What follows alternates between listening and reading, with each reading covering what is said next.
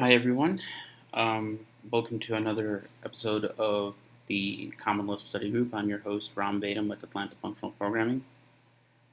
Before we get started on today's topic, just a few announcements. We will be having our first discussion on the High programming language with Judd Taylor in the coming weeks.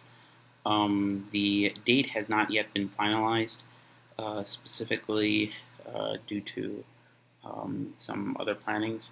So stay tuned to our meetup page for further updates. In addition, in the week or so, we'll begin our functional programming in C++ series. Right now, I am tentatively scheduling this for Sundays.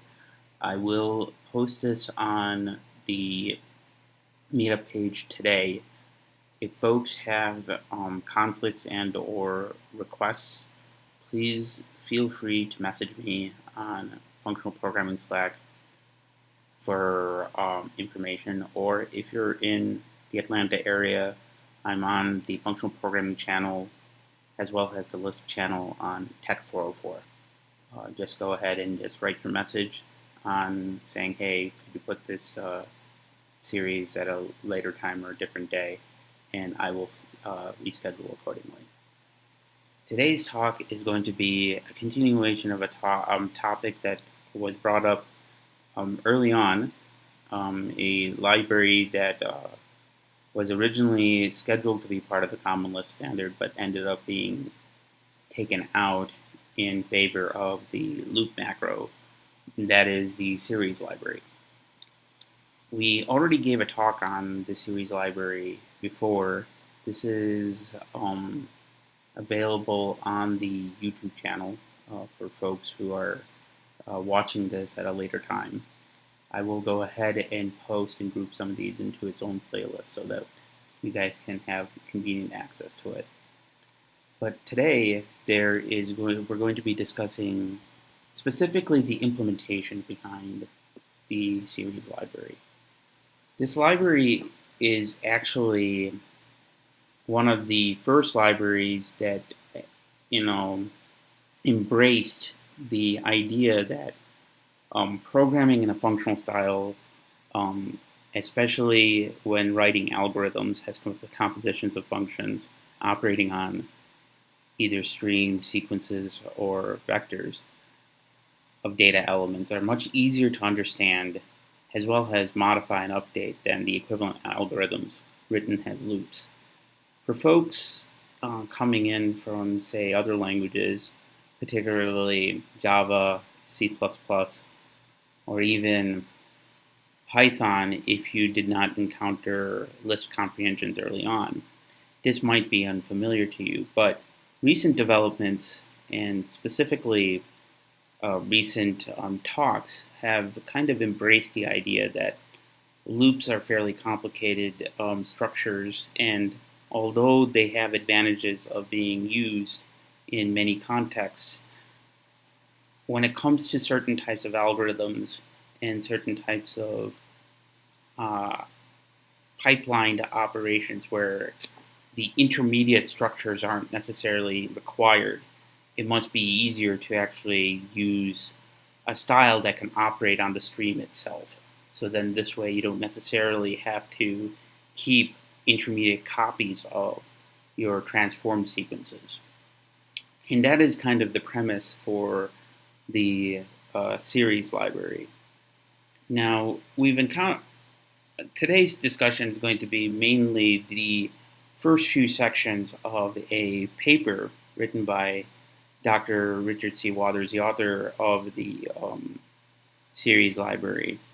He wrote back in 1989. Now remember, like a lot of the best practices that are encountering today that some people are kind of embracing and saying are new in these other mainstream languages, this paper was written based on research that was done as early as 1979, and even earlier than that, on the idea of using functional programming.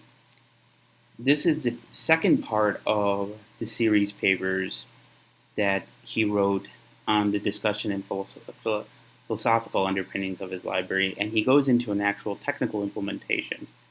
His argument in this particular paper is not just that you should leverage the functional style of programming and using sequence expressions for compositions of certain types of algorithms. He also mentions that this new data type that he created, the series data type, can be one that can be implemented in other different types of languages. Although we are focusing on Common Lisp today, I'm at least informing you that if you go through the paper, which I encourage you, and I will post this paper again on the YouTube description later today, you will be able to look at and understand what this data type is actually embracing and how to potentially implement it in your own languages yourself. Now, before we get started on the specific technical implementations of the series library in Common Lisp, I wanted us to revisit the series library itself just as a review, as well as go through just a few sections of this paper, because this paper is a fairly involved paper, and one particular session on its technical implementation may not do it justice. I was going through this paper myself, and while there are several examples of the Lisp implementation as well as the Pascal implementation of the series library, there's a couple of things regarding how it's implemented that I'm still trying to understand. So I thought it would be better to at least do a review today of the series library and some of the philosophical underpinnings of the library based on section 1 and 2 of the actual paper. Does that make sense for folks? Now, folks that are on our YouTube stream, I would like to mention that if you're watching this later on, please bear in mind that this is going to be somewhat similar to the discussion of our series library when we first encountered this, but we won't go to as much detail as we did in that particular discussion, mainly the different types of things that the library supports. I do encourage you to go back and watch that that discussion, because that was more of a practical use of the library itself. Let me just check something here before I continue.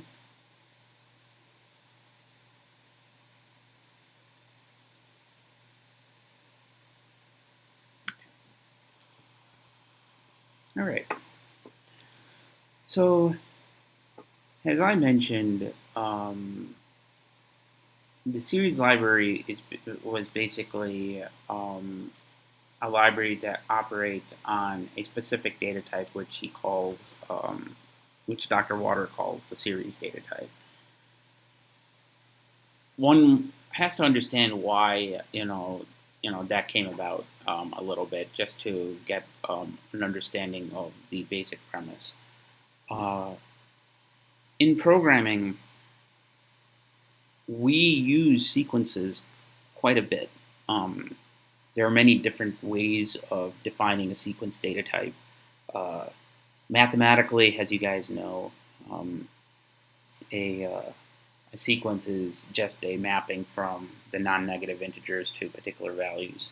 In programming, we have many different types of data structures that can act like sequences, whether it be vectors, streams, lists, sets, generators, or even if you have particular libraries that support, like, say, flows or other additional data structures where you can grab a particular value from a data structure one at a time that can act like a sequence. And the most common use for a lot of these sequences is basically mutable storage.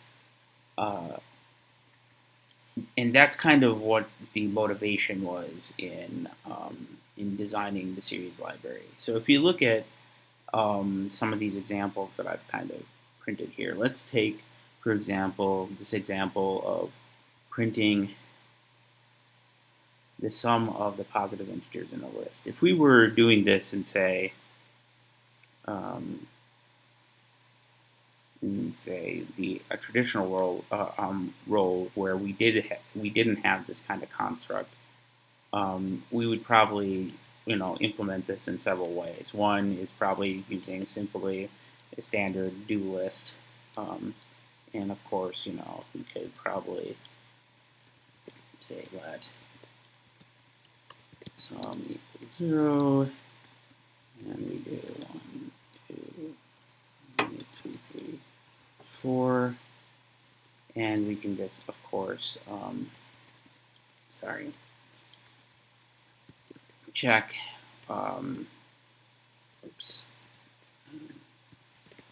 when the guy is positive,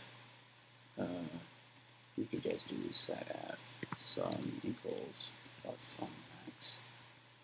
And when we're done with that, we could just go ahead and return the sum. Let me first start up a Lisp session here. Just realized that I forgot to turn that on.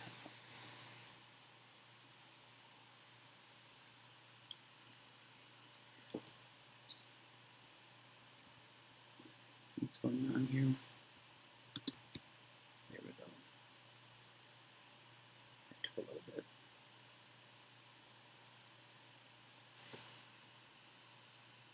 All right. This should be familiar to anybody coming from any particular programming language, regardless of whether it's a Lisp or not. All this is doing is iterating through the list of 1, minus 2, 3, minus 4, checking to see if it's a positive integer, and if it is, it'll go ahead and sum it up. Of course, with something like, say, 1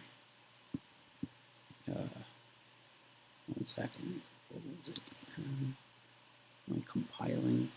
Oops, that's not what I want to do.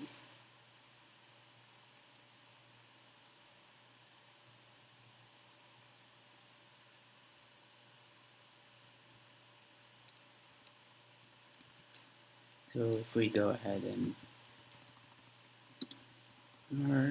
you can see in my mini buffer that what this does is it will go ahead and it'll return 4. Of course, we could just go ahead and print this guy to make it easier for us.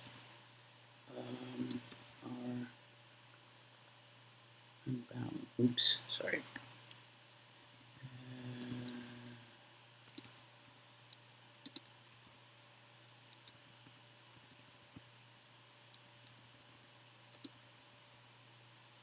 Okay, I'll ignore that for a second. There's a couple of things that are that this particular structure kind of popularized. In newer languages, in newer features in existing languages, say like C++, in order to make it easier for folks to, say, move over to, let's say,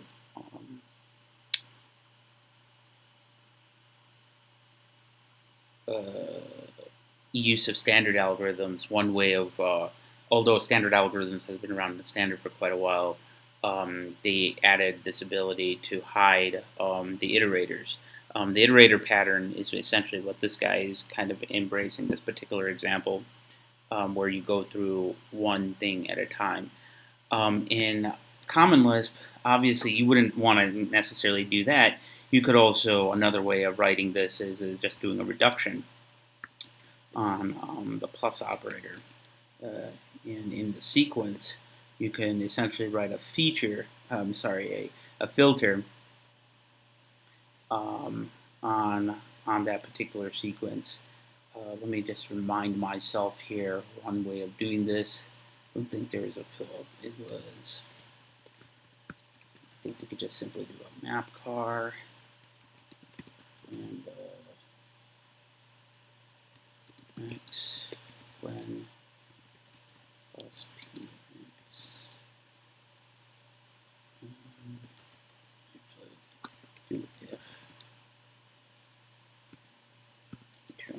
otherwise return 0. And we could just do that on this list. 1 - 2, 3, -4. Right? And of course, if we go ahead and yank this guy and paste it, you'll see invalid argument 1. I must have done something wrong here. 3, mess up the function signature for.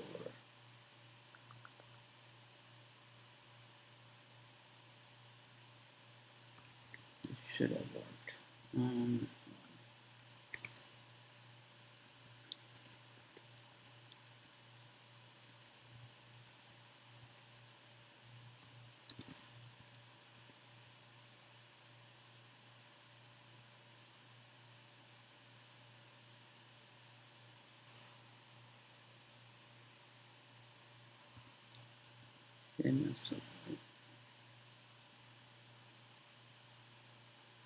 Nope, sorry, that's the reason. This is it. Okay.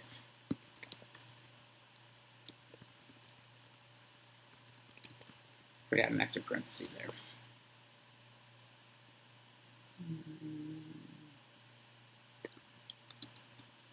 So if we go ahead and do this, you'll see that it will go ahead and do the same thing.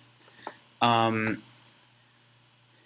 course, this here is still doing something that kind of is the premise of what the series library was trying to solve. A lot of, whether it be in the case of this or this, clearly line 47 looks to be a little bit more declarative. You're not actually, you're defining what it is that you're trying to do. You're essentially applying a filter to a particular collection, and then you're performing a reduction. So this would be a little bit more maintainable than, say, the standard for loop. But from the standpoint of memory and efficiency and stuff, the cost of doing this should be clear by what we just saw here, which is you're creating a intermediate sequence data structure that sole purpose is nothing more than being a temporary for a future operation, right? And that's obviously going to be taking space for the lifetime of a particular computation, right? And it could get particularly expensive. The example that the paper goes through is reading values from a file. Okay, so let's say we have a file, like let's go ahead and make one. We would let's just for our example, let's go ahead and open up a shell.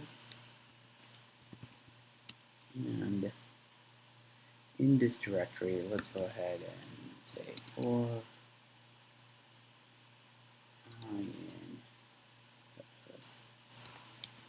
sequence 0, 100 do go I into some test data. And so now if we cat test data.text, you will see that we have 100 integers. We could go ahead and then of course open file, go ahead and grab the stream from this data set that we just created.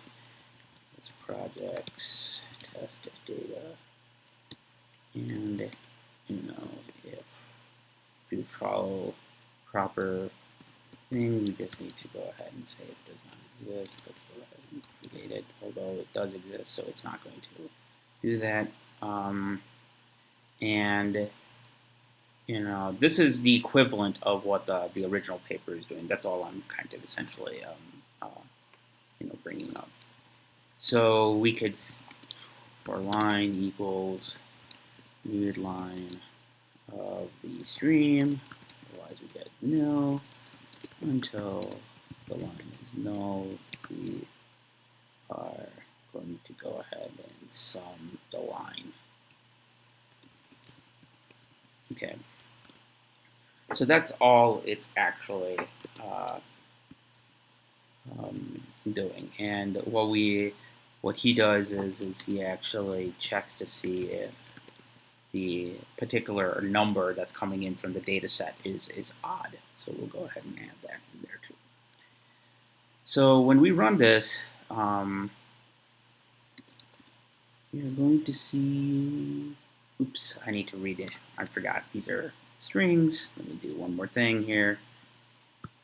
Read, not read, parse integer. Okay.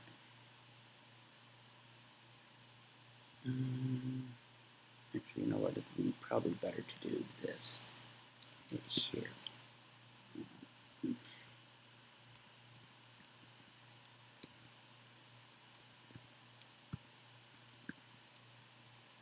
Parse integer. So this way we don't get any sort of problems.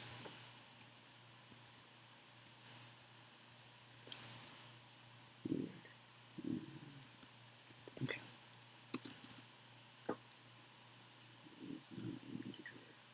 Oops. I missed. Oh. It's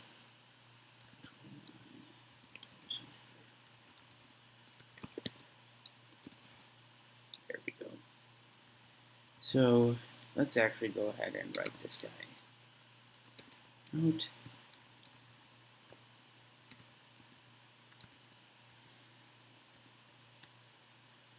You can see right now what we're doing is we're just going and looping through the code, and we're just summing in those values.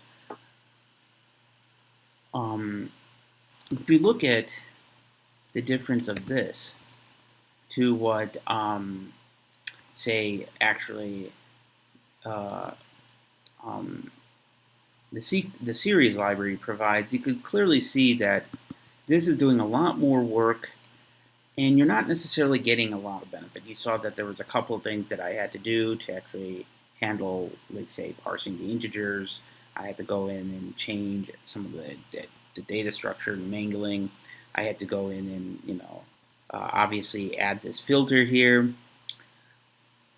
If we look at line 55 and see how this is actually being structured, you can see that the declarative form there is a little bit more maintainable. It's easier to understand that you can test each of one of these in isolation. Collect sums can be easily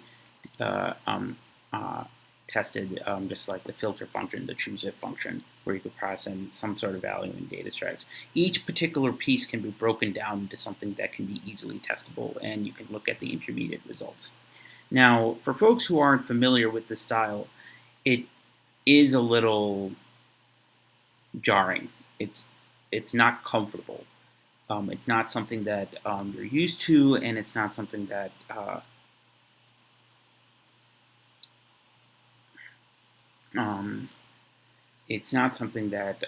is a particularly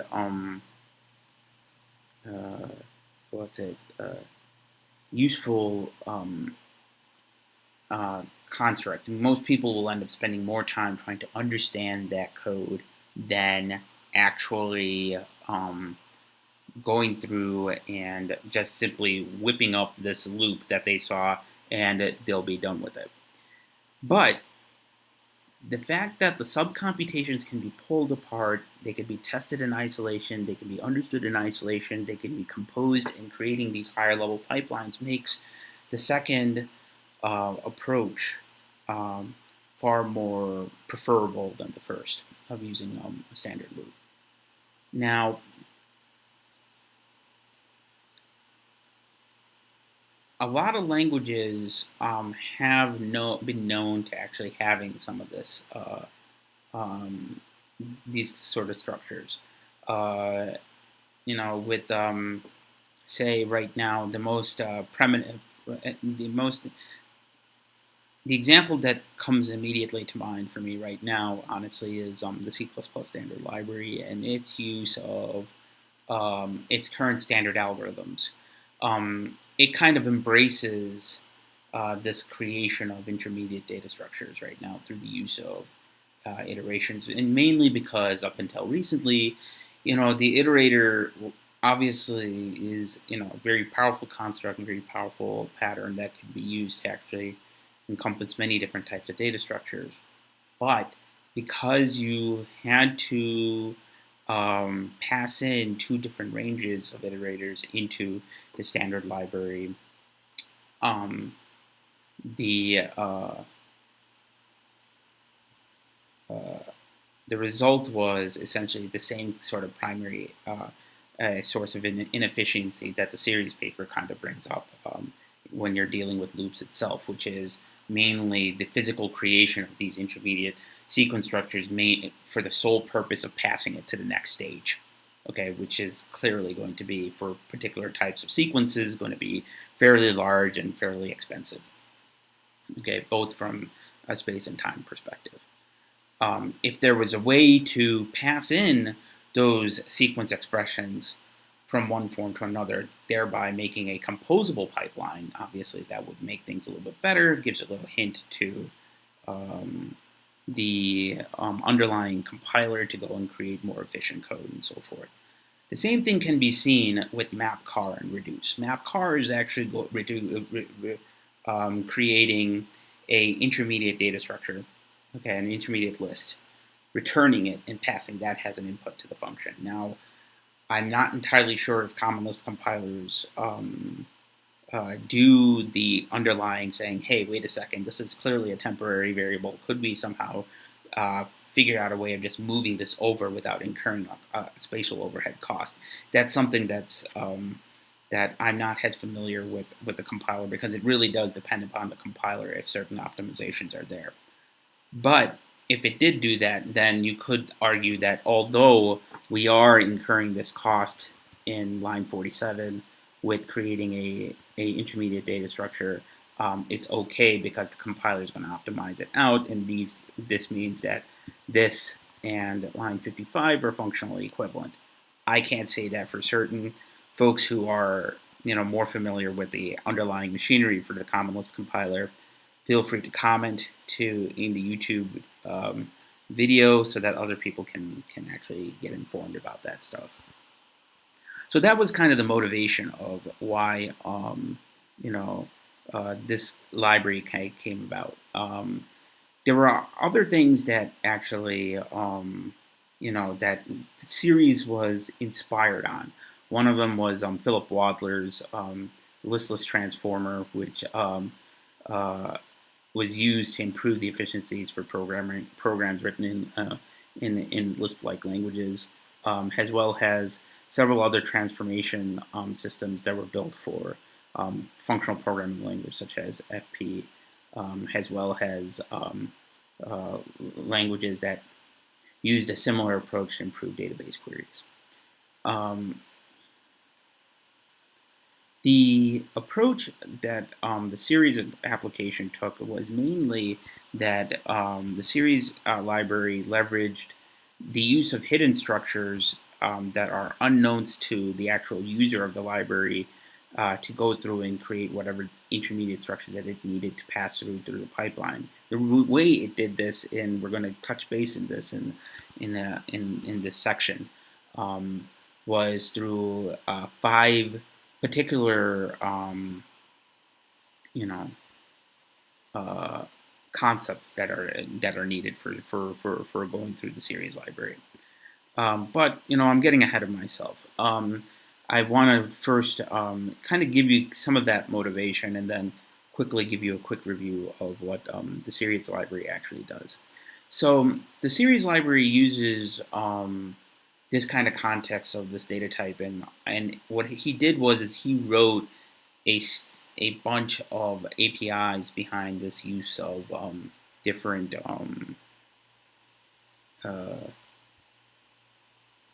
different sorts of transformations that one could do on top of the series data type. And he tried to generalize it in such a way that some of the base skeleton constructs are available.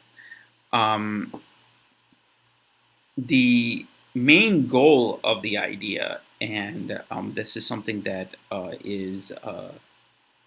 he really tried to emphasize in both this paper and his earlier paper, was that a lot of these constructs that we just saw, mainly if you look at this particular example, which is a fairly easy one, or even our lead example here, which I'll touch base in a minute, the goal always was to take this guy and essentially generate equivalent assembly code as if you wrote the actual loop yourself. And that's a pretty difficult challenge if you actually go and start reading through the paper, because there are certain rules on how series expressions need to be created. I only mentioned briefly 2 of them here, but there are actually about 5 that in the technical paper that goes through that's related to actually implementing these guys. The series library essentially is split up into 3 different types of languages. Not languages, categories of structures, and each of them have their own sub APIs. And these are scanners, transducers, and collectors. Scanners, you could think of like data sources. So if you're looking at this in a pipeline-oriented context, scanners are your data sources, transducers are your transformers, and collectors are obviously your sinks. So you could, any particular series expression ultimately would be scanner hooking into some sort of 1 or more transducers, and then hooking into actually 0 or more transducers, and then hooking into some sort of collector. Because then obviously you would end up creating this structure behind the scenes that it can move through the pipeline in a pipeline-oriented fashion. For folks looking at this, you might be thinking transducers in the closure sense. I'm not familiar with the closure transducer concept. I am aware that it exists, but I don't believe that it is implemented in the same way. We've talked about this in the past. Yes, question coming in about adding a link to the papers. Yes, I will add a link to the paper itself. Let me see if I could just pull that up very quickly so that folks can grab that.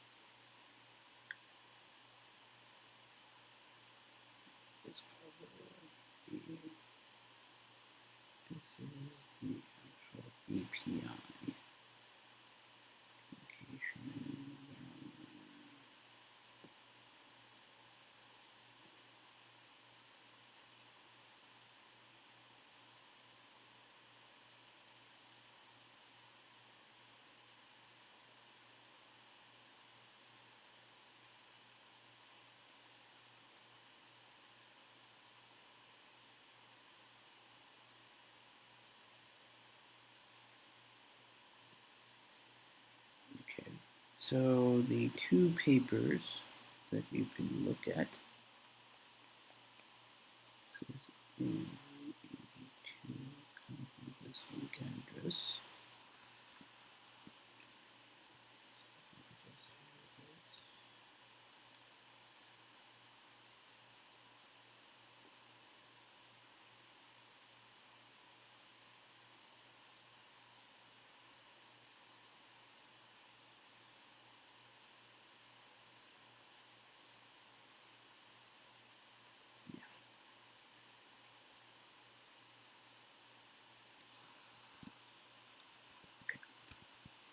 So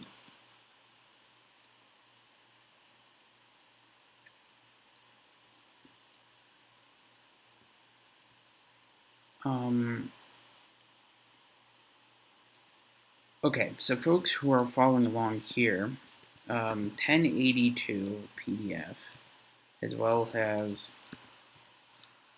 AIM 1083 PDF are the series expression, series papers. I will go ahead and post these in the live chat for folks who are watching. So this is 1082. These are both available from the and AIM 1083. Both of these are available from MIT's Artificial Intelligence Laboratory.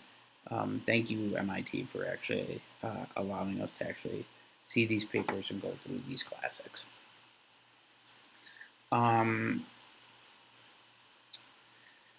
So let's continue here a little bit.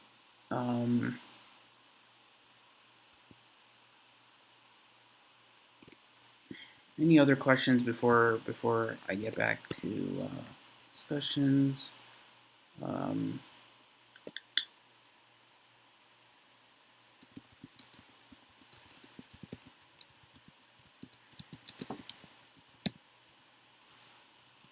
Okay. All right. So let's get back to it.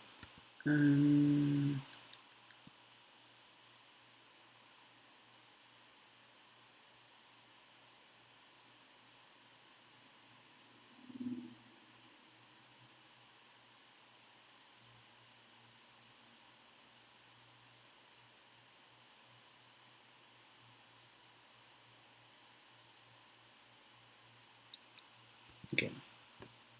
So quickly, obviously, the benefit of these of this particular library is the fact that a lot of, in fact, a good portion of programming involves the use of creating these sequences of data from some sort of data source, and the importance of using a library like series gives you the ability to now take those data sources instead of looping through them, which itself could be particularly complicated and over time might introduce some sophisticated complexity due to someone deciding that, you know what, since I'm looping through this data structure already, let me go ahead and add additional transformations while I'm doing this, which of course saves time and save space from a computational perspective, but the cost of that is potentially a source of bugs due to the fact that you're not necessarily completing each operation and running it through the pipeline in a simple fashion. So it is easier than to just allow, like, say, a compiler to go through and do whatever it needs to do necessary to take a declarative expression like the one that we see here in the 55 and 57 range, where we're taking some sort of scan input data set, creating a series, and then collecting those kinds of data sets over after the transformation has occurred. This is a very, very powerful notion that will take time to get used to, and it takes and requires someone learning. But the improvedness is obviously conciseness and readability. The premise of this paper, of this technical paper, in section 1 and section 2, talks about the some of the main goals. There is actually a funny description in this that I thought was a little cute turn on words, which is the author says that uh, his construct are to loops as structural control constructs are to go-tos, which is a fun, which sounds like a little bit of a a little comical tongue-in-cheek sort of phrase. But if you actually think deeply about it and what's been going on with several movements in other programming languages, that's actually a very very nice little analogy with the direction of where one could go when you're using the series libraries and the series data type itself. So section 1 obviously describes the important contribution of this and the concept of what he calls a class of optimizable sequence expressions. And these are expressions that can be completely transformed into their loop equivalents so that the underlying generated assembly code is identical as if you wrote the original loop yourself. That's a very important thing to take away from this particular implementation and from using a library like series. So we go on to understanding, well, what is an actual optimizable series expression? It is and I'm just going to quote the paper here, it is an alternate notation for loops. And it is, and mainly, it is a series of expressions. So optimizable series expressions are a class of expressions that could be directly translated to their loop equivalents. And specifically, any loop can be expressed as an optimizable series expression by converting the subcomputation used in it into series operations and composing them together. So if you have a loop, if you have a for loop like what we have here earlier in line 49, each line related to actually reading and writing will become some sort of series operation that's running on a stream. So you need to be able to break apart these things and then associate them with the appropriate series expression. So if we look at this particularly, and let's say that we're just doing plus p, just to give an example. Actually, this might be easier. Let me just go ahead and move this guy and this guy here. Okay. So wherever you see a filter type like operation, like the when expression that's here, being able to understand that that's a filter and picking the right series operation, in this case, what we're doing here is, given a stream, we are choosing if it's a positive integer, and writing out the actual expression like this will then, of course, convert it into the appropriate optimizable series expressions. Now, it might be the case that for certain operations that the series library may not necessarily have what you need. And then, when we go through the actual technical implementation of this, I will try and see if I can bring up some examples of how one might write their own series operations with what is available. And in a later discussion, we'll go and talk through how does this actually convert to the appropriate code behind the scenes. And hopefully we'll get some time to actually go through that, or at least introduce some of those concepts today. So that is what he meant when he says optimizable series expressions are to loops, has structured control constructs are to go-tos. The idea that you can replace a loop with an optimizable series expression means that it is it is one that can be completely uh, delegated to the compiler in terms of optimization and code generation to actually get the equivalent loop code. Additionally, there's one thing that should be brought up when we're discussing this, and that is there might be a case where a particular loop may not be able to be converted into an optimizable series expression. So this is kind of like one of those situations where almost all the time you should prefer one versus the other, but there might be a special situation where you have to use the other. When we go through the restrictions on what makes something an optimizable series expressions will become clear. So, and this is kind of going to get us into what section 2 talks about, which is how optimizable series expressions are created.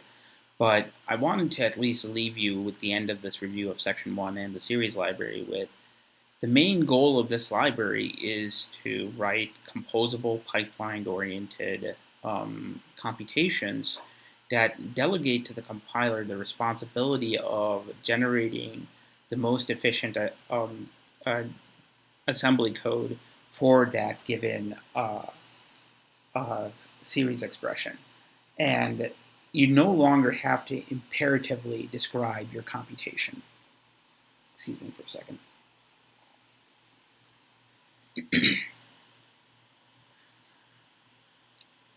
So let's discuss a little bit more about what an optimizable series expression is. The first thing to understand is this notion of pipelining, and there's a very clear description of this in section 2 of this particular paper. And it can be seen through some of these examples that we have here. There is a pipelined operation is one in which the input of the series of the inner expression can be computed at most once, and more important, every element that is computed is used wherever it needs to be used and then discarded before any other element of S is computed. So given a sequence of values, every sub-transformation of a value as it goes through this pipeline is used and hits the destination,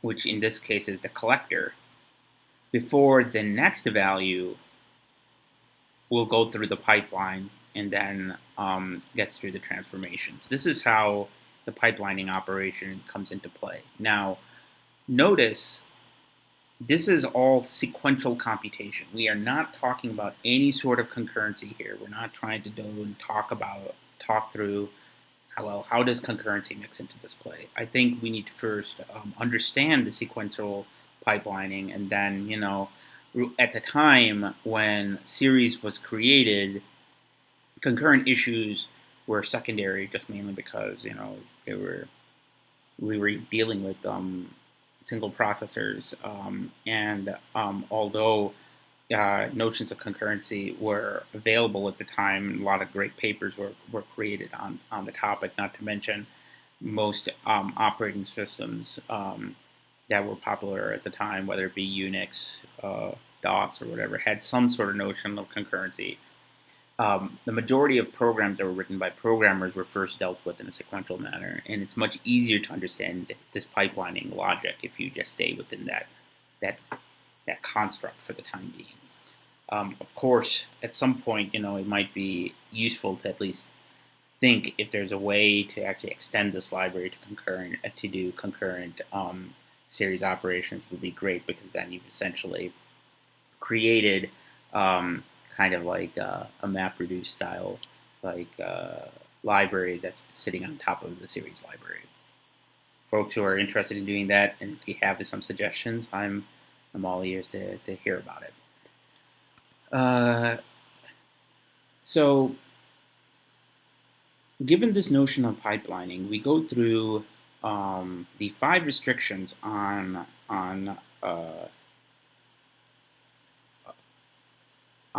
what an optimizable sequence expression is. At some point, there's one thing that I want to mention before I bring that up, though, which is when we're evaluating sequence expressions and we're creating these intermediate sequence structures,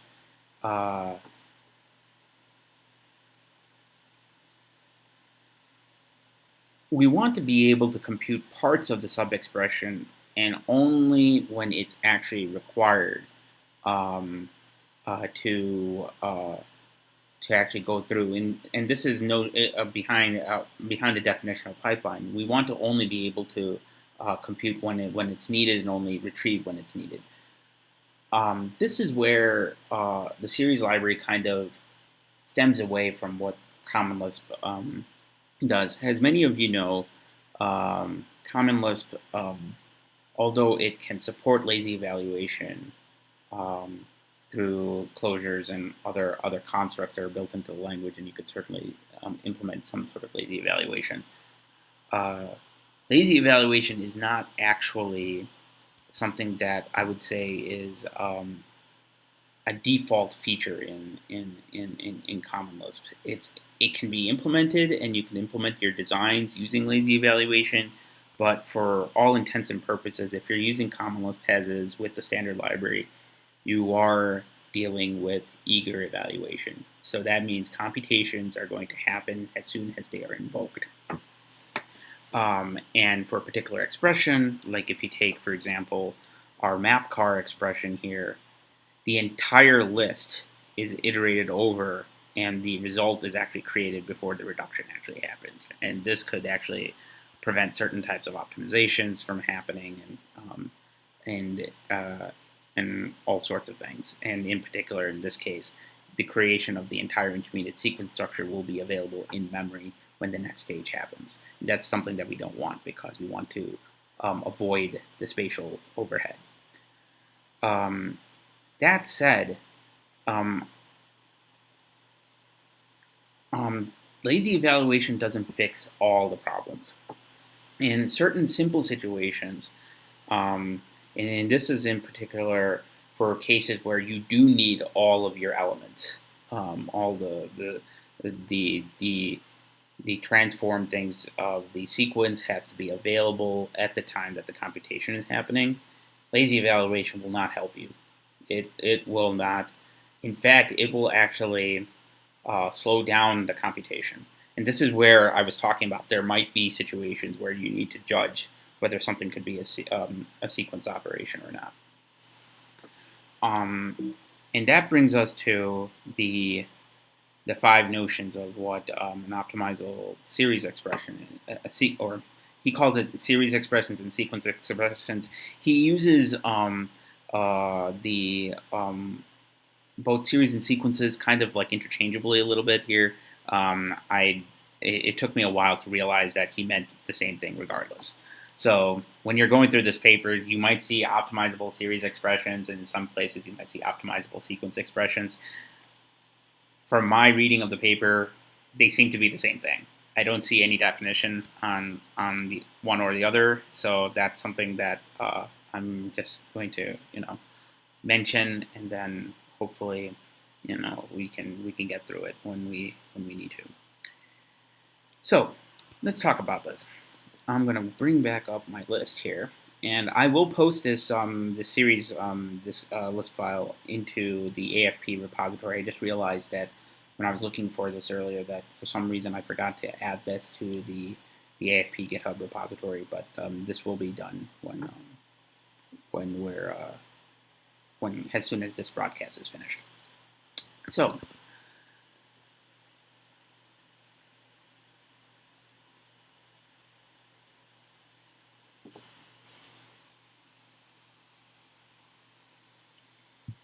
given the restrictions that I'm going to be showing here, if all of these are followed and adhered to for a given series operation, that optimizable sequence expression is pipelinable based on the definition that we were talking about earlier, which means the series compiler will be able to transform it into a loop.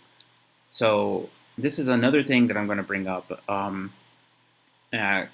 right now before we get started on talking about this optimizable sequence expression, and that is series, for all intents and purposes in Common Lisp, is a compiler that compiles these operations into their equivalent assembly instructions. So if you look at what we were talking about earlier, for some reason, you got that.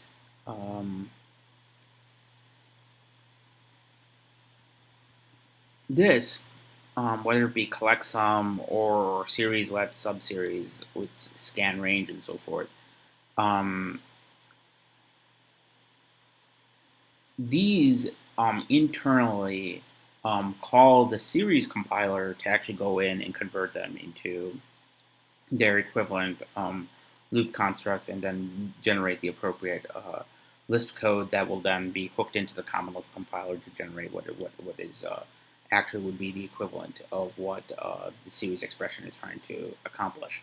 Now, that's something to be aware of as you go through the series library, as I mentioned before when we talked about this, and that is you can't just mix CL constructs necessarily with their series equivalents. So like for let, there is, as you saw here, a series let. There is other cases where if you're trying to define a function, you can't just simply define a function. You have to use series defun. You can't just use defun because when you use series defun and then you do this declare optimizable series function, you are giving a hint to the series compiler related to how the function needs to be compiled and what it needs to be aware of. Okay, so let's talk about optimizable series expressions. So I'm just going to say first that this is optimizable sequence expressions, so that for folks who are watching this and you guys and folks following in the paper, this is the restrictions that in definition 2 of section 2 of the paper goes through, that you need to make sure that your code kind of adheres to, so that the series compiler can do its job.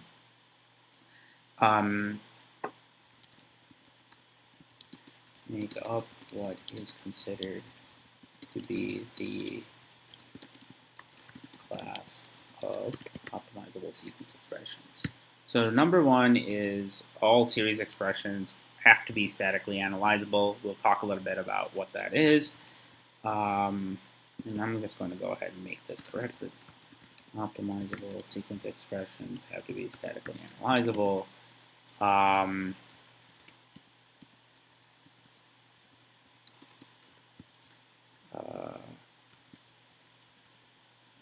This. I hate when it does this. This is because of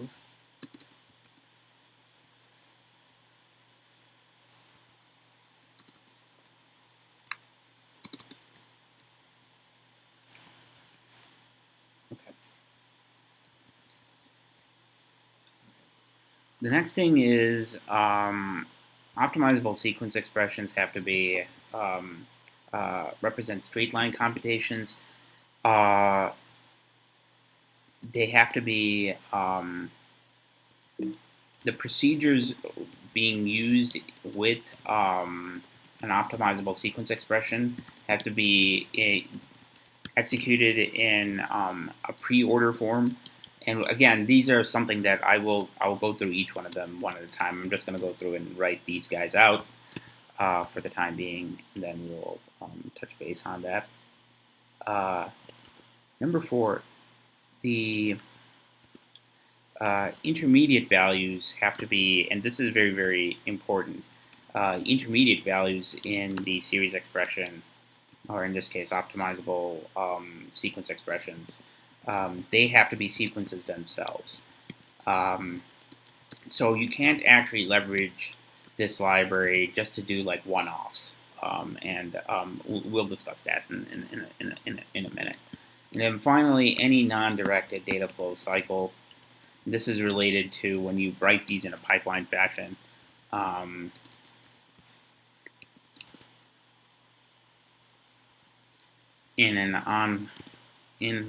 In such an expression, these guys have to be considered what the author calls online calculations, and he has a strict definition on what that is. So let's go through each one of these. Number 1, statically analyzable. Statically analyzable basically means, at least as I understood it, related to essentially at compile time the data types, the function signatures, the transformation function signatures, all of that have to be available and has to be understood by the compiler when a particular predefined or a sequence pipeline is run through the series compiler. So what that means is, at least with respect to Common Lisp, most series expressions are using the underlying type system. And we've kind of discussed this in our past episode on series, but I'm just going to reiterate it again here.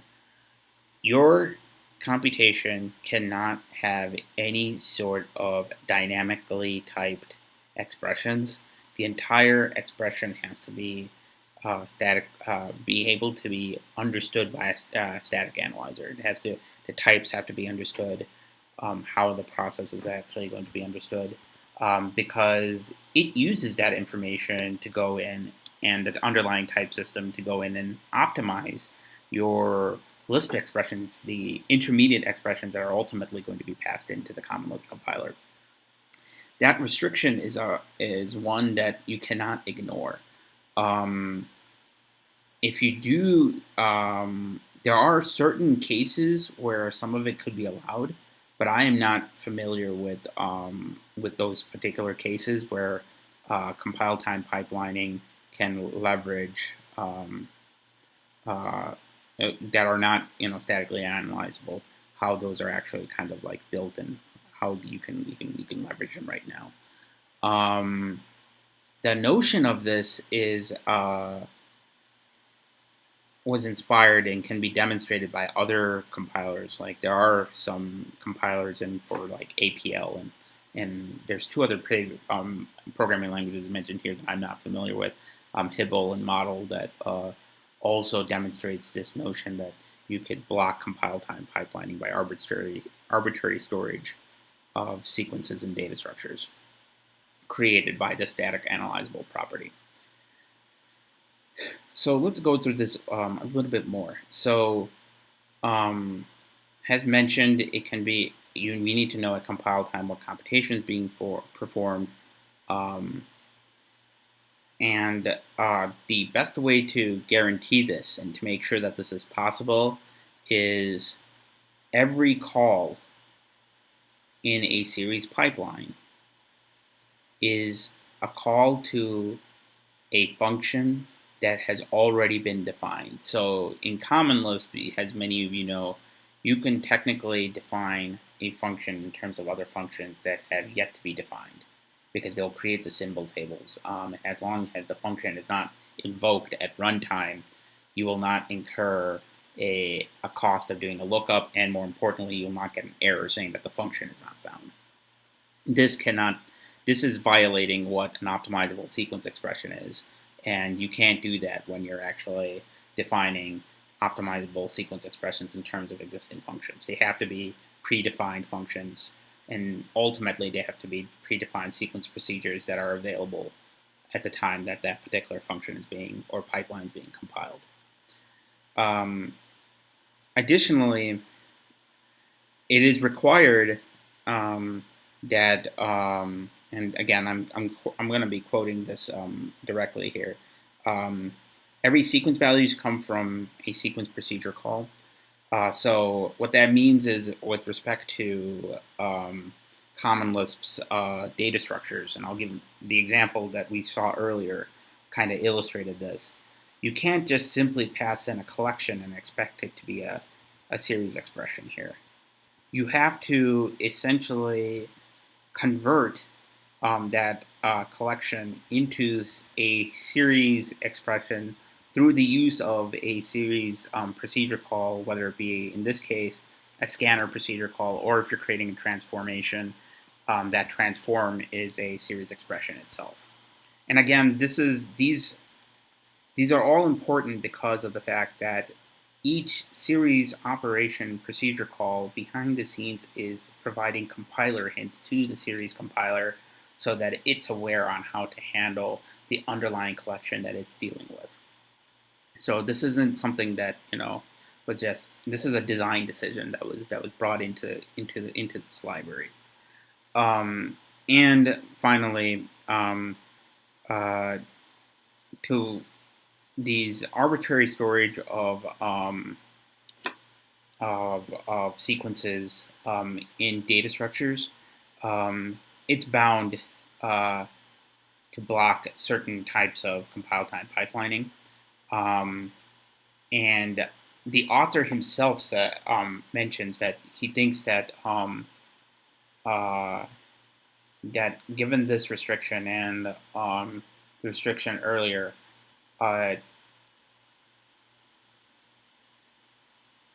it's the condition on, especially the fact that every sequence value needs to be coming from a specific sequence procedure call, just to enforce static analyzability, might be a stronger property. It might be more stringent than actually necessary, which means that there might be a design space here in terms of this library that needs to be kind of explored a little bit more to see how far you need to actually go through and embrace static analysis in order for you to actually create like these kinds of pipelining operations. Let's talk about the straight line restriction. This was brand new for me because I wasn't quite sure what he meant by straight lining, and I'm still not entirely sure if I get this right. For folks who have a better understanding of this, and if there are certain corrections that need to be made, let me know. But he defines straight line computation as being one that cannot be subject to any sort of conditional or looping control flow. So if you define your control flow graph, a straight line computation literally is as the graph mentions, it's in a straight line. So it can be evaluated one after the other after the other. So if you're looking at the looping construct, the straight line computation is what's actually the loop doing, not necessarily the conditional stuff related to constructing the loop operation. So in this case, if we look at our example, as I understood it, the plus and the collection is a straight line computation. The looping on how to grab the input is not necessarily a straight line computation. By doing this scan, we are basically not implementing this loop just yet. That could happen in a later stage during the compilation process, but this input source itself is straight line. Okay, so we're defining the data source, and we're gonna say, okay, when you're generating the final code, you could implement some sort of looping implementation for optimization sakes, but this is itself going to be a straight line computation that only takes one value at a time and pass it through this particular pipeline. So that's how I understood how that particular piece is done. The reason for this is because of the fact that looping control flow will make things particularly complicated at the compilation stage. Now, the author mentions himself that from a design perspective, although you may want to also, you could probably allow conditional control flow in the control flow graph to actually implement, conditional logic. It can complicate how the pipeline is being generated behind the scenes in a number of ways. So the compiler might have to do certain things, and so it might be easier just to go ahead and use operations like a filter operation, in which case in the library that we're looking at, filters are essentially choose if.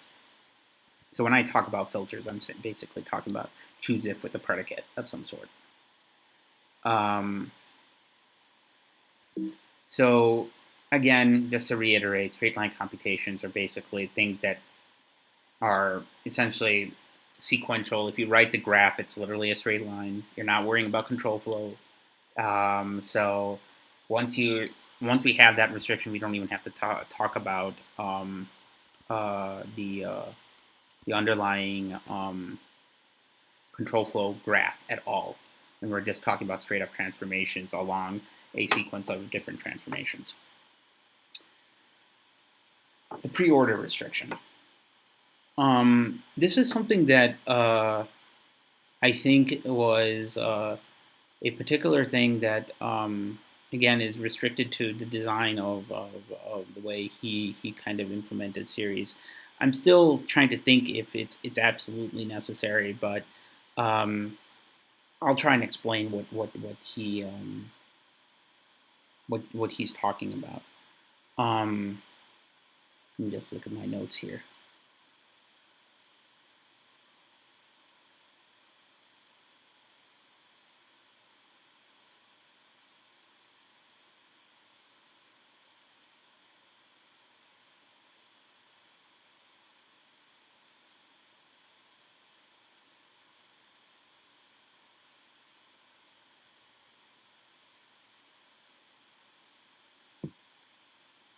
Okay, so what do we mean? What does he mean by pre-order? He's trying to talk about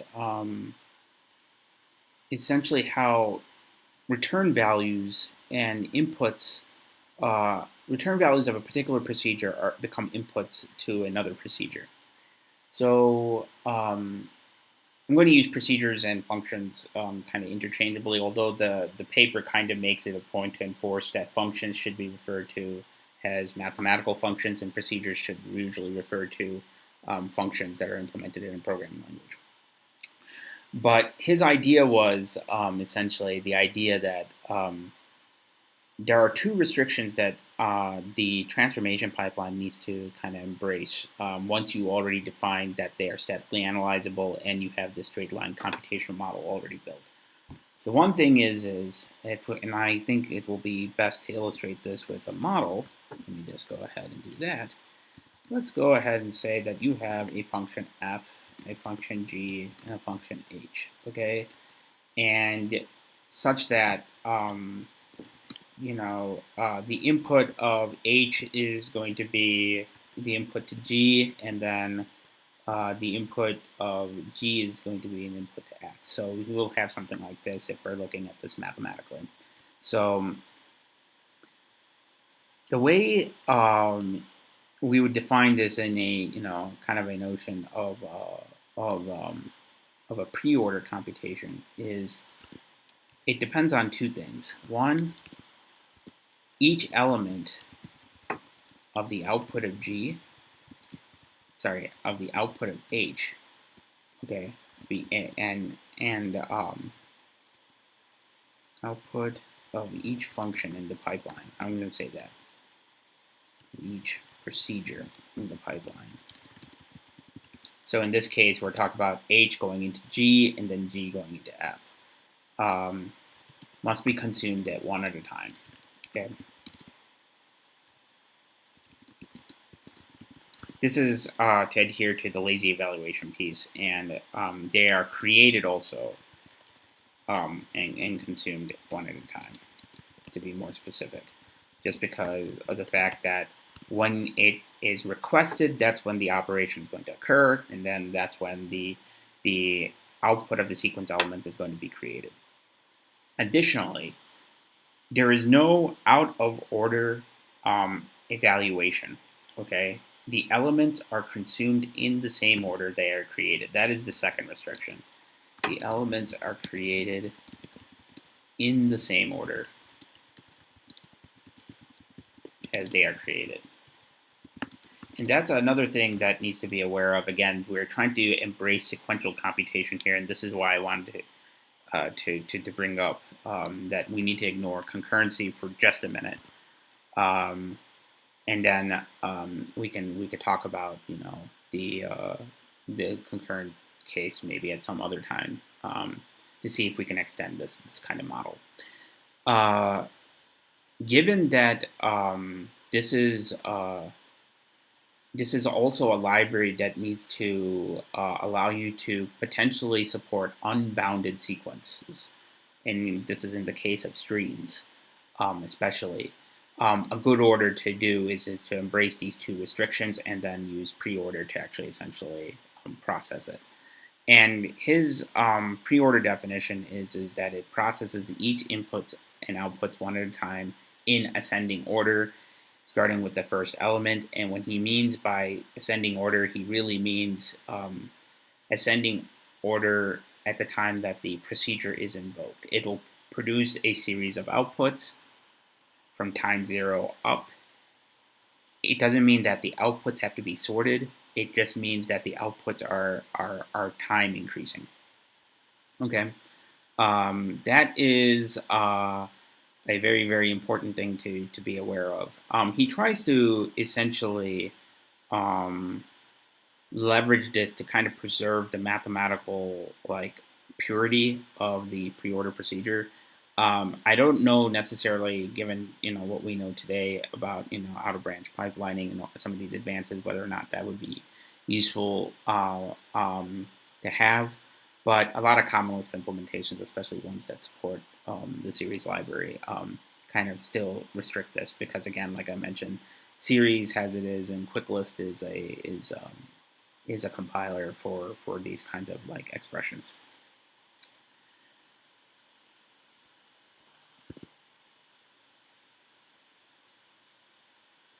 Sequence intermediate value restriction. Right.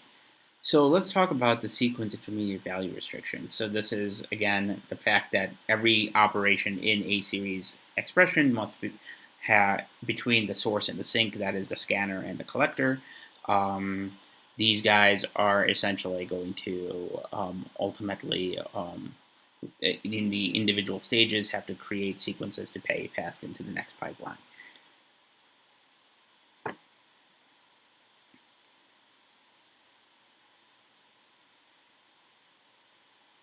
And the reason is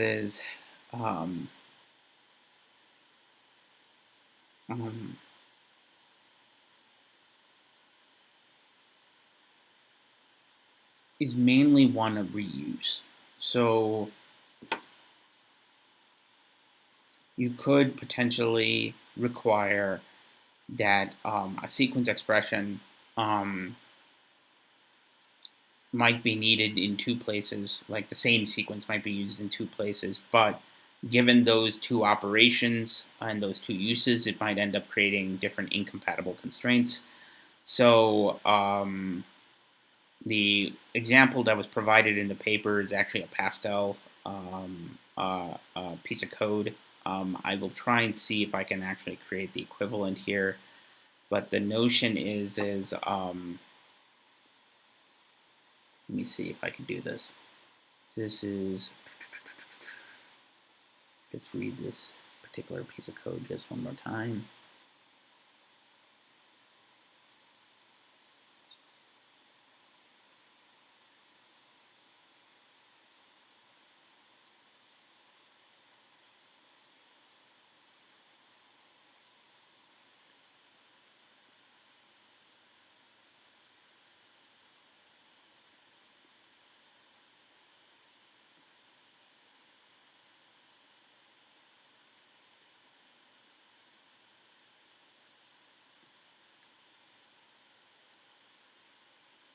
Okay, let me see if I can illustrate this.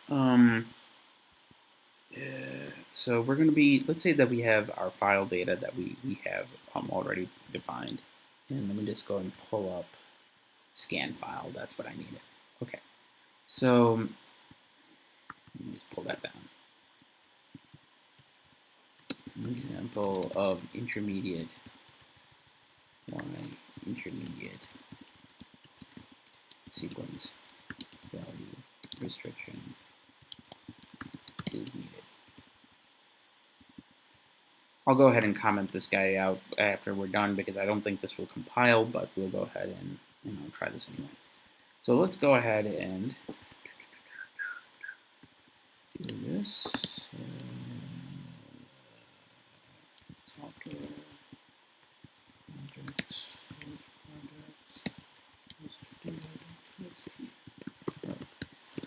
So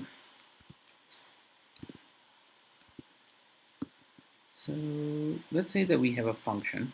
Okay, we're going to call this series refund, and we're creating a function that essentially sole purpose is to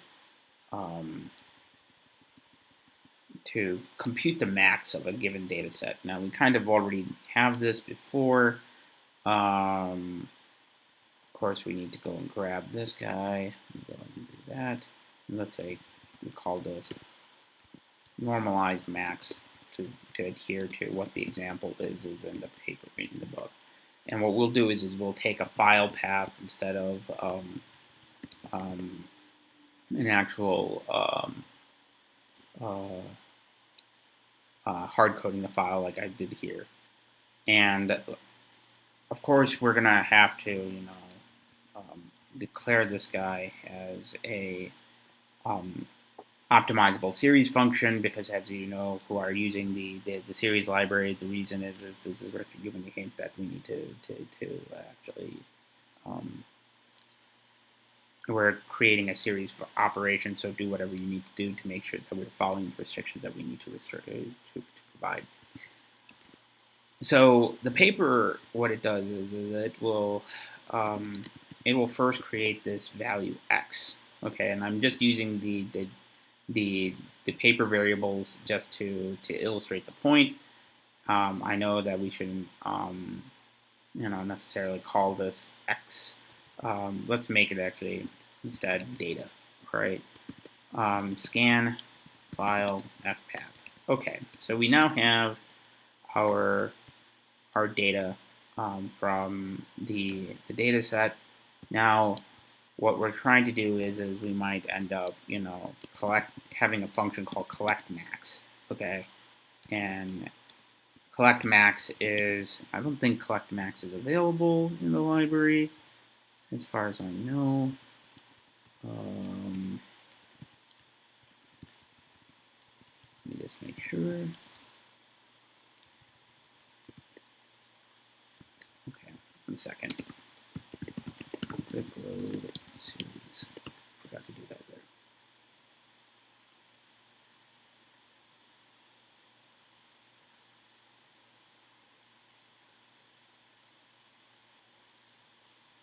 Because we're actually using the series library, we may as well go and look up series.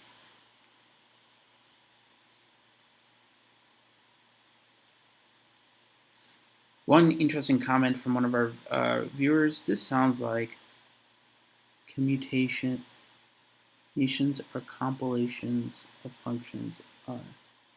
This sounds like computations are a stack of curried functions. Yes, that's actually very an interesting point. Yes.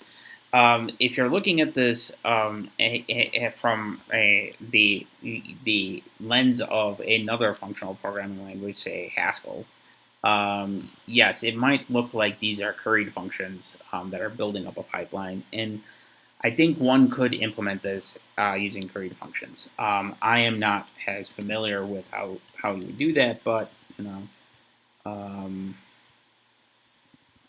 collect max. We do have collect max. Okay, so collect max might take in, let's say we have a map func series map fun. And then we're trying to essentially provide a type here. Let's see. I'm forgetting now what I did here before when I used map fun. Map fun. Did I not use map fun here? I thought I did.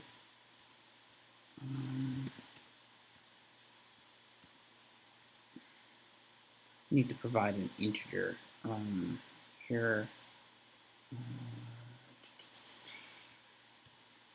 Let's say make this into a vector. And so what that does is behind the scenes is once it creates the operation will return a vector, but I think this is actually going to cause some complaints. But to illustrate the point, we're just going to go ahead and leverage that for the time being. And we provide a function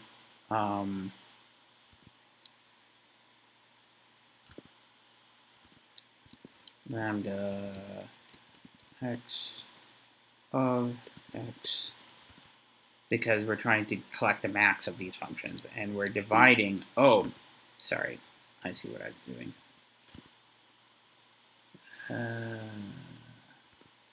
We are dividing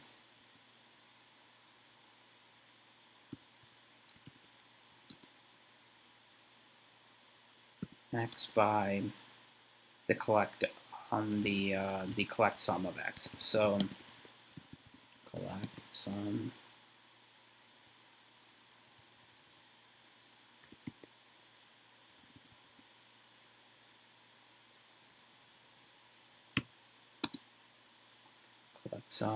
of data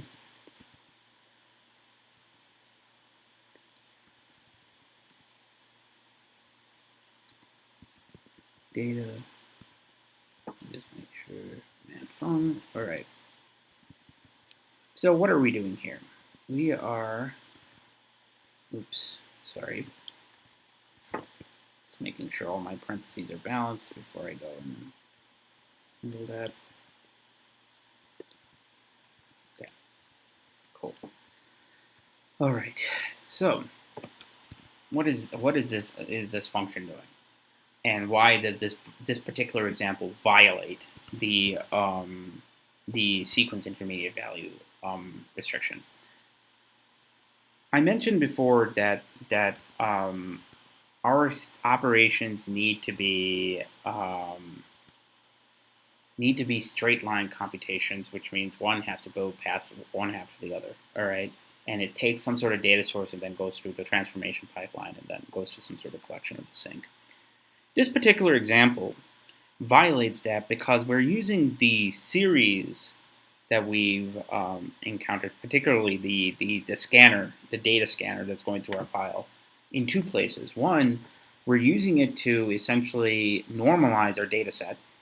Okay, that's what collect sum is doing by x. It's trying to take each value that's in the data set. It's going through it, and then it's trying to normalize each value before it actually passes it to the collect max function, because we're trying to find what's called a normalized max, right? At the same time, we're trying to iterate it again in another place here, particularly through passing each value into this lambda in order for the operation to occur. So this is violating the pipeline evaluation that mainly because there are two places where the data source is being used, and we're going through it twice. And this is not allowing the series compiler to do what it's kind of expecting. So this will not actually necessarily work the way you're expecting it to. And the way the author actually describes this very, very specifically is the fact that where if you draw this out, scan the normalized max, you're actually taking each value of scan file and passing it into two functions, and that itself is a violation. Okay. And that ultimately creates a data flow graph that the author actually was kind enough to actually provide a very nice diagram for that I'm not going to re-illustrate here, but that kind of shows you why this particular piece does not work. So based on what we were talking about before related to this restriction here, I'm going to just show this up here,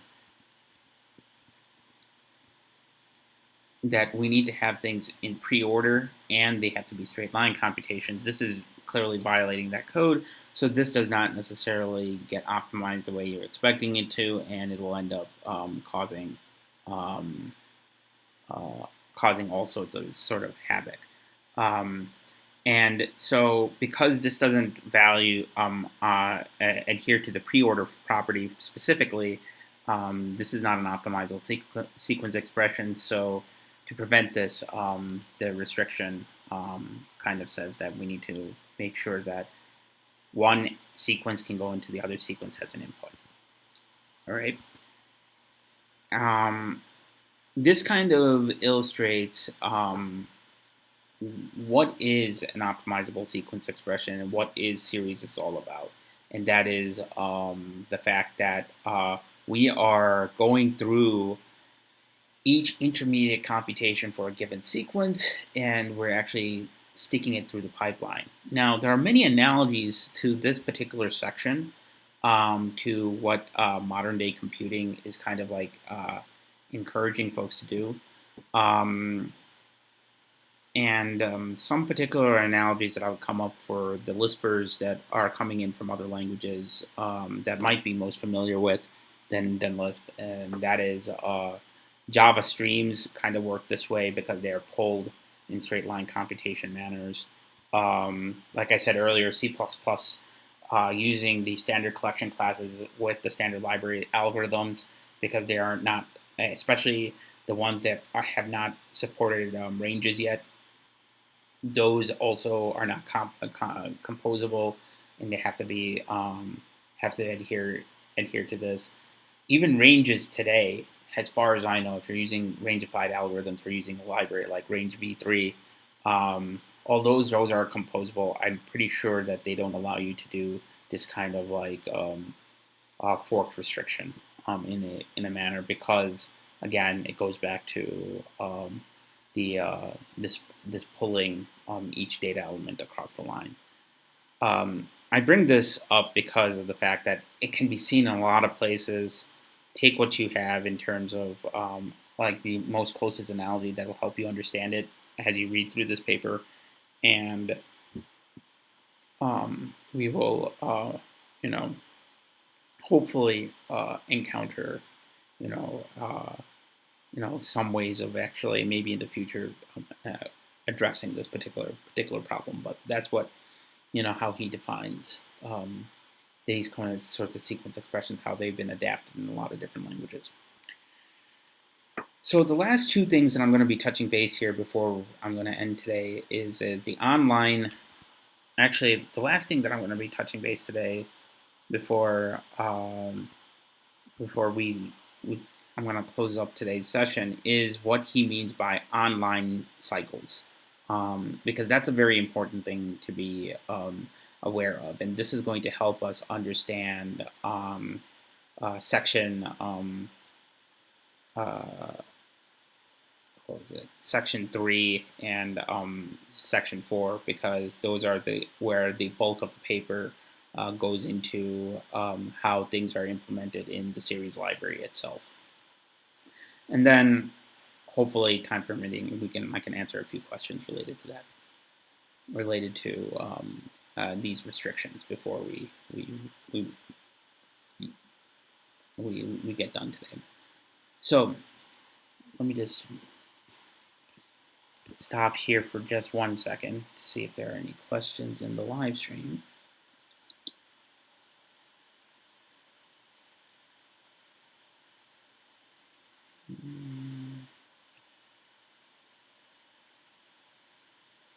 All right.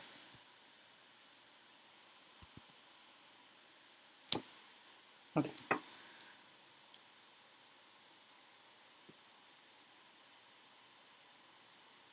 So a lot of these restrictions that we were talking about are restrictions that can prevent the compiler to pipeline the entire operation, as I mentioned, and create an equivalent loop that is efficient as if you created the loop yourself. The last restriction here that if you end up doing that can block pipelining is can be illustrated by the following example. We're going to go back to the example that let's see here.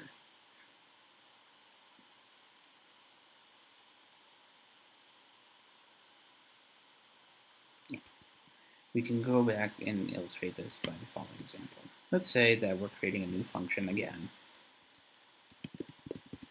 And we're going to call this guy odd sum to illustrate what the paper is talking about in the common Lisp. But again, we're summing the odd numbers in a particular file data set. We're going to, again, declare this guy to be an optimizable series function so that the pipeline can go through it. We're going to go ahead and grab our data by calling scan file.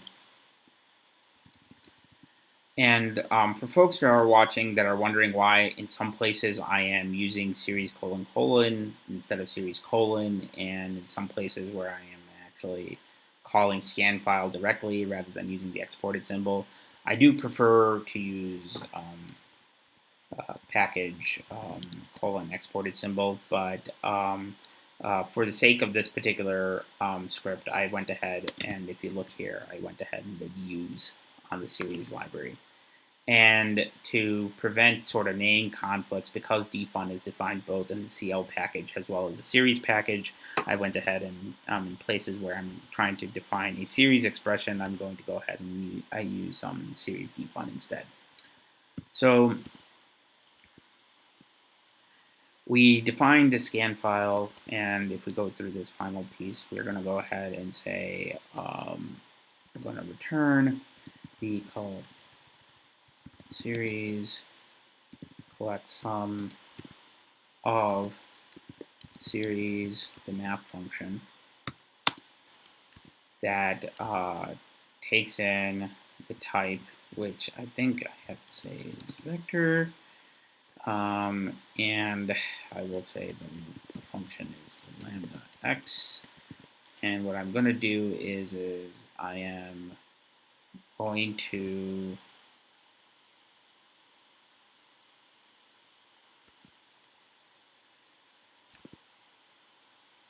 see here.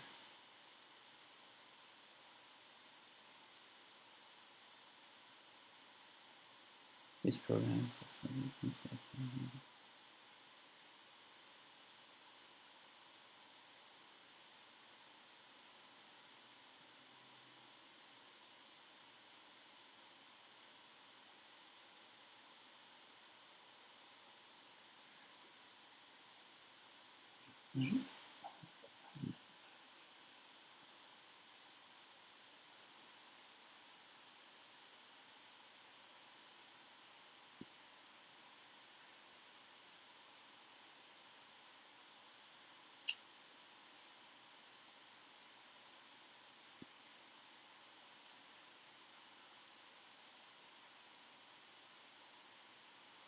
Okay, let's see if I can illustrate this. It's trying to multiply the ith odd element in the actual collection with the ith element, which means you're essentially converting it into two sequences here. Clearly, this is not going to happen because of the fact that we need to first go through each one twice. One way of doing this, I'm not sure if this would become exactly equivalent, but we will see. If I do odd data map one, actually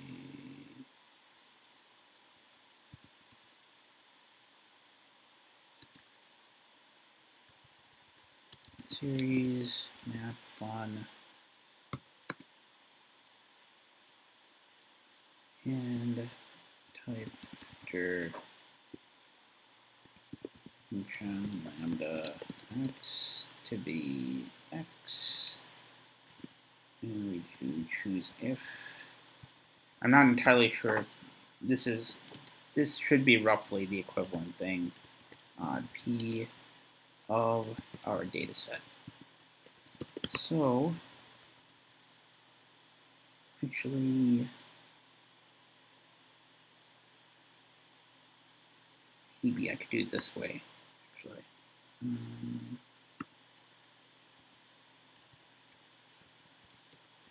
mod data, choose if, mod P data. Okay. So we now have our data. We now have our things, and now we have to essentially go through two different collections, essentially. One is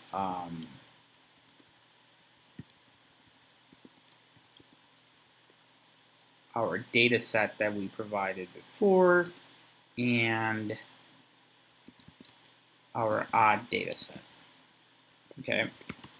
Clearly, this is not going to work because if you actually look at what essentially this is doing, and specifically with respect to the pipelining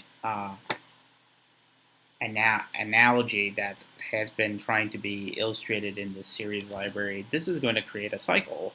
Not necessarily a cycle. It's going to be a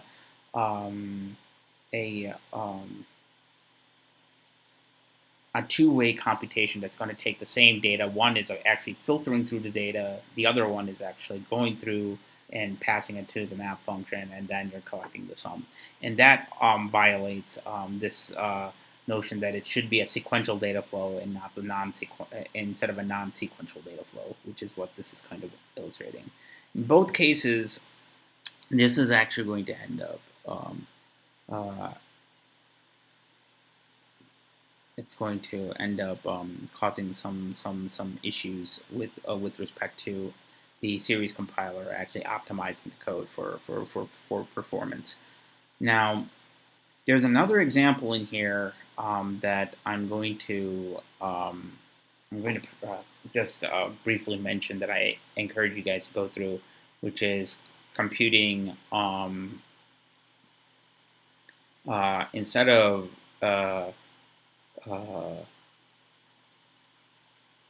instead of creating it, instead of multiplying these odd data sets, let's say that we are computing just multiplying the value that it sees with the sign of it. So we're going to compute x sine x for every x inside of the data set. Okay, so and then we're going to collect the sum. So this in here, we're going to go ahead and call what? 1 second. Do I have this? Yeah, I did that again. Okay, let's create this guy. They use cosine x in the paper, so I can just go ahead and use cosine. If we use this, we can go ahead and create an optimizable series function, and we do let data scan file path. We have our data. We can just go ahead and do this.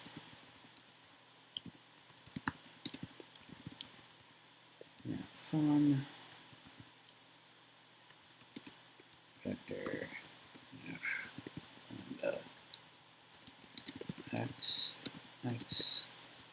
plus x and data.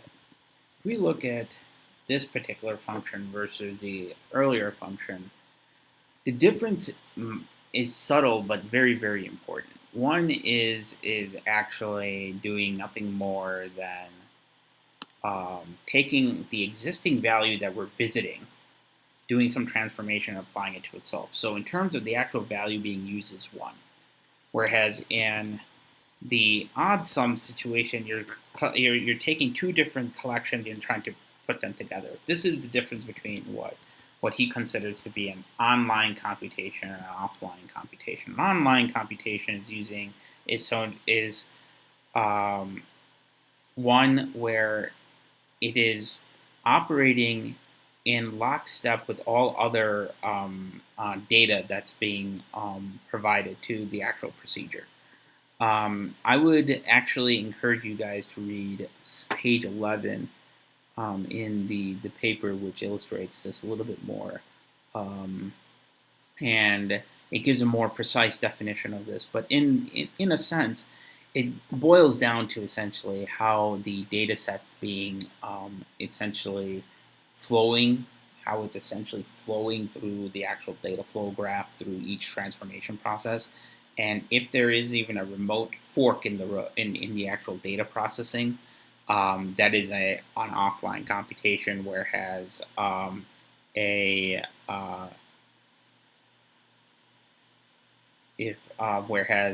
what we saw before with the cosine case, each non-directed cycle of data flow is actually guaranteed that it's going to be passing through only one section of that particular pipeline. So it's now I'm gonna leave this particular thing at that, just because of the fact that there's more understanding on how we leverage these restrictions, but the motivation behind this particular library is these 5 restrictions, and if you adhere to these 5 restrictions and you adhere to the restrictions that are associated with the data type, you'll end up getting essentially a piece of code that is easily optimizable. And what I mean by that it's easily optimizable is that the compiler can easily detect that this can be written as such and such loop, and it'll go behind the scenes and convert that to the appropriate assembly instructions that represent that loop. So it will be equivalent as if you wrote the loop yourself. And we're going to go and talk about that with next time when we start discussing his definitions of series expressions. And I think that is covering what I'd like to cover today. There is one thing that I will mention that we'll briefly mention next time, and that is I'm going to talk about how the series library and how the paper describes how the series library in Lisp deals with adhering to these restrictions, and then we'll discuss other restrictions that he found in the research, in the literature search that he did, specifically with respect to some of Wadler's work on some of these kinds of optimizations that he did in functional programming. And that will lead us to section 3, which is a discussion on how series can be implemented, and how you would define what he called scanning, collection, and transducing, which is the transformation pipeline. So are there any other questions or comments?